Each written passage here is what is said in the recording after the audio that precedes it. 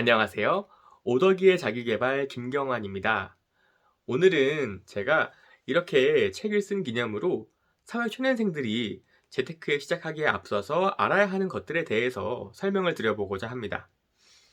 제가 재테크 관련된 방송에도 주기적으로 나와서 재테크 관련된 노하우를 풀 예정이기 때문에 오늘은 제 채널에서 첫 번째 시간으로 사회 초년생들이 재테크를 시작하기에 앞서서 내가 월급은 받았는데 그 월급을 어떻게 해야 할지 모르겠을 때 알아야 하는 노하우들에 대해서 설명을 드려보도록 하겠습니다. 첫 번째는요, 일단 돈이 들어오면 저는 돈을 벌게 되고 한 3개월에서 6개월 시점까지는 그냥 편하게 쓰라고 얘기해요. 제가 다양한 직군의 사람들을 꽤 많이 월급 관리를 해줬거든요. 그러면서 정말 사회 초년생, 돈을 벌기 막 시작한 사람들이 오면 일단은 쓰세요라고 얘기를 합니다. 왜 그렇게 얘기하냐면 그때는 고정 지출보다 비고정 지출, 그러니까 갑작스럽게 내가 취업을 해서 취업턱을 낸다든지 내가 원래 사고 싶었던 것들, 꾹 참았던 것들을 산다든지 아니면 나에게 필요한 정장이라든지 가방이라든지 이런 것들을 사야 하기 때문에 그런 시간을 남겨주는 거예요. 확보를 해주는 거죠. 그러고 나서 한 3개월에서 6개월이 지나면 어느 정도 소비 패턴도 정립이 되고 그리고 내가 사야 하는, 내가 돌발 지출을 해야 하는 것들도 정리가 됩니다. 그러고 난 다음부터 본격적으로 마음을 가다듬고 재테크를 시작을 하게 되는 거예요. 그런데 초년생들이 가장 먼저 해야 되는 게 뭐냐라고 한다면 저는 단연코 되게 뻔한 얘기 중에 하나지만 적금, CMA, 청약 이 세 가지 정도를 말씀드릴 수 있을 것 같아요. 가장 중요한 건 적금이고요. 그 이유는 뭐냐면 적금이 보통은 한 1년, 2년 이렇게 만기를 가지고 다달이 돈을 부어서 목돈으로 찾아오는 개념이에요. 그런데 제가 말씀드리는 적금은 뭐 이자가 조금 더 높은 게 중요하다 이런 얘기를 드리는 게 아니에요. 그런 게 아니라 사회초년생들은 내가 내 돈을 어떻게 컨트롤할지를 잘 모르기 때문에 그냥 한 통장에 월급 통장에 돈을 쌓아놓기만 하다 보면 어느 순간 내가 여유가 좀 있네? 조금 더 써도 되겠네? 내가 돈이 좀 있는 것 같아. 이런 착각에 빠지기 마련이거든요. 그래서 적금으로 그거를 따로 통장을 만들어서 묶어버려라 라는 차원에서 말씀을 드리는 겁니다. 그런 의미에서 적금은 목돈을 만드는 효과가 있다 라고 볼 수 있을 것 같고요. 사실 어, 요새는 비대면이 잘 되어 있기 때문에 비대면 적금 상품들을 이용을 하면 괜찮은 금리의 상품들을 구해서 가입할 수가 있어요. 그런데 가끔 보면 뭐 동네에 특판이 떴다, 아니면 어느 지역에 적금이 금리가 높다 해가지고 찾아가시는 분들도 계실 텐데 저는 개인적으로 조금이라도 금리가 높은 적금을 찾기 위해서 내 시간을 많이 소요하고 내가 막 발품을 파는 건 별로 좋다고 생각하지는 않습니다. 만약에 여러분들이 한 달에 30만 원을 적금을 한다고 했을 때 1%의 금리 차이가 나는 상품이라면 결과적으로 나에게 돌아오는 돈은 한 17,000원 정도가 차이가 나요. 1년 만기 기준으로요. 그런데 내가 그 17,000원 때문에 발품 팔아가지고 어딘가 멀리 가고 교통비도 들 거고 밥값도 들 거고 내 시간도 쓰는 건데 그 차이에 대한 대가가 17,000원이라면 고민해봐야겠죠. 고민이 조금 필요한 부분이라고 생각이 들고 적금이라는 것 자체가 뭔가 내가 큰 수익을 바라고 투자를 하는 거라기보다는 투자보다는 저축의 개념, 소비를 막아주는 개념이 강하기 때문에 적금은 적당한 상품을 찾아서 굳이 많은 시간과 노력을 들이지 않고 돈을 묶어놓는 용도로 활용하시는 걸 추천을 드립니다. 그리고 그 다음은 청약인데 뭐 주택 청약은 다들 아시겠지만 내가 새 아파트에 입주를 하기 위해서는 청약에 당첨이 돼야 되고 그러다 보니까 미리 준비해야 하는 반드시 필요한 상품 중에 하나입니다. 로또 청약이란 말 들어보셨겠지만 청약이 잘만 이용하게 되면 내가 시세보다 훨씬 싼 가격에 집을 살 수 있는 혜택을 받을 수가 있어요.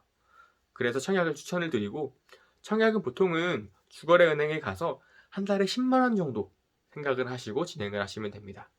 서울에서 청약을 하려고 한다고 하면 85m² 미만의 경우에는 300만 원이 필요합니다.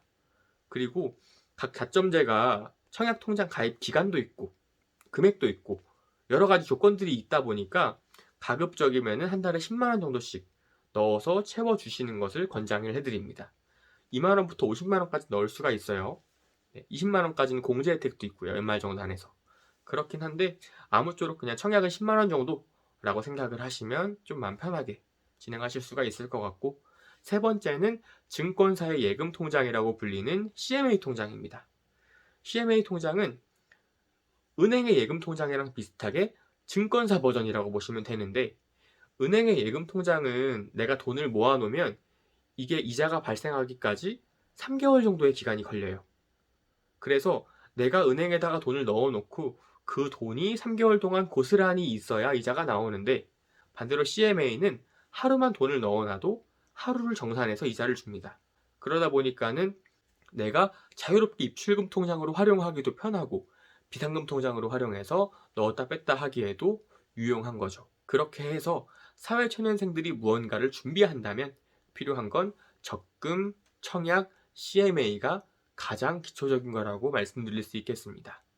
물론 그 전에 앞서서 본인이 얼마를 버는데 얼마를 쓰고 얼마를 남기기 때문에 그 금액을 저축을 해야겠다라는 생각을 하는 게 우선이겠죠. 그런 것들이 먼저 수반이 돼야 될 거고요. 일단 사회 초년생들에게 가장 중요한 건 시드머니를 만드는 거라고 보실 수 있을 것 같아요. 한 달에 단돈 30만 원이라도 50만 원이라도 적금을 통해서 저축을 해서 결과적으로 내가 1,000만 원, 2,000만 원, 3,000만 원 정도의 금액을 가져가는 거, 그 금액을 모으는 게 1단계라고 보시면 될 것 같습니다. 요새는 주식에 붐이 불어서 나도 주식을 해야겠다. 얘도 주식을 하는데 나도 주식을 해서 돈을 벌어봐야지. 또 코인에 좀 바람이 불어서 나도 코인 투자를 해봐야겠어. 이런 식으로 초년생들이 시드머니를 모으지 않은 채 바로 주식이나 코인이나 이런 식으로 투자에 뛰어드는 경우가 있어요. 그런데 저는 절대로 추천하지 않습니다. 왜냐면 보통은 초년생들이 주식이나 코인 이런 투자를 어떻게 시작을 하냐면 주위에서 듣고 나서 나도 해봐야겠어 라고 해서 투자를 하는 경우가 많습니다. 근데 제 생각 중에 하나가 뭐가 있냐면, 내가 이유를 모르는데 돈을 벌었다고 한다면 그건 투자가 아니고 투기라고 생각을 합니다. 그냥 운이 좋아서 맞춘 거예요. 도박이랑 똑같은 거예요. 운이 나빴다면 이렇겠죠? 그래서 내가 컨트롤을 할 수도 없고 내가 알지 못하는 이유 없이 돈을 딴다면 그거는 도박처럼 위험하다고 볼 수도 있을 것 같습니다. 그리고 초년생들이 그렇게 해서 돈을 벌어봤자 내가 시드머니 자체가 100만 원, 200만 원인데 거기서 30%, 50% 수익이 나도 몇십만 원 단위예요. 정말 내가 1억, 2억, 5억을 투자해가지고 30%가 이득이 났다. 그 정도면 할만하죠. 몇천만 원이 수중에 들어온다고 하면 괜찮은 투자가 될 수 있지만, 그래봤자 10만 원 단위이기 때문에 10만 원을 무시해서가 아니라 장기적인 관점에서 재테크를 잘하기 위해서는 뭔가 내가 시드머니가 모아지지 않은 채 급하게 남들이 하라고 해서 남들이 하니까 투자하는 것보다 내가 이 정도 돈을 모았을 때 그 돈을 가지고 어떤 데다가 투자를 해야겠다라고 미리 공부하는 개념에서 준비를 하시는 게 조금 더 바람직하지 않나라는 생각을 해봅니다. 물론 정말 단순히 투기가 아니고 남들이 그냥 하니까 뭔가 팔랑귀라서 하는 게 아니라 내가 공부를 목적으로 내가 나중에 조금 더 많은 돈을 투자를 하기 위해서, 시드머니가 모이면 투자를 하기 위해서 미리 30만 원, 50만 원, 100만 원 이런 식으로 투자를 하는 건 정말 괜찮은 거라고 생각해요. 투자를 해놓고 나가지고 그 회사의 지표도 보고 그 회사가 건실한 회사인지 성장성은 있는지 이런 것들을 파악하는 건 아주 바람직한 현상이라고 볼 수 있습니다. 하지만 결과적으로 이유를 모른 채 내가 뭔가 돈을 벌었다 라고 하면 의심해 보시는 게 좋으실 거라고 생각을 해요. 그래서 정리를 드리자면, 첫 번째, 내가 내 소비 패턴을 확인하기 전까지, 소비 패턴이 잡히기 전까지는 가급적이면 소비 패턴을 잡는 것부터 해보자 라는 거고, 두 번째는 정말 필요한 상품인 적금, CMA, 청약 요 세 가지는 무조건 하는 편으로, 하는 방향으로 진행을 하자. 그래서 시드머니를 모으는 방향으로 진행을 했으면 좋겠다라는 거고, 세 번째는 무분별한 투자는 하지 말자. 잘못된 투자는 투기가 될 수 있고 도박이 될 수 있다 라는 말씀을 전해드리고 싶습니다. 이렇게 해서 오늘은 조금 짤막하게 사회초년생들이 재테크를 본격적으로 시작하기에 앞서서 어떤 것들을 알아야 하고 어떤 방향으로 나아가는지에 대해서 간단하게 좀 말씀을 드려봤습니다. 이런 식으로 제가 재테크에 필요한 내용들, 사회초년생들이 알아야 하는 내용들을 조금씩 정리를 해드릴 테니까 참고해 주시면 감사하겠습니다. 오덕이의 자기계발이었습니다. 감사합니다.